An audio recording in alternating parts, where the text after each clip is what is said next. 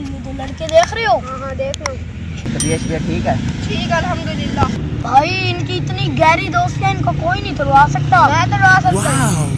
دیکھتے ہیں پھر، میں تجھے بریانی کھلاؤں گا اگر تم وعدہ کر. بھائی ادھر آؤ. بھائی دوسرا بھائی آپ کا نام کیا ہے؟ میرا نام اسام. بھائی اس کو نہ بتانا. وہ کیا کہہ رہا تھا؟ اس نے نام پوچھا صرف. یار نام اس نے کان میں تو نہیں پوچھنا تھا. پتہ نہیں یار، مجھے نہیں پتا. اس نے صرف نام پھر اس نے پوچھا. یہ کیوں کہا ہے اس کو نہ بتانا؟ یار پتہ نہیں اس نے یار بتا یار. یار اس میں شک والی بات ہے. ہاں یار اس طرح دوستی ٹوٹ جائے گی. ٹوٹ نہیں جائے گی. یار واہ یار، تم نے بڑا اچھا کھیل کھیلا ہے. اب بریانی پکی ہو گئی ہے. یار ٹھیک ہے، چل آجا چل یار چلتے ہیں بریانی کھانے.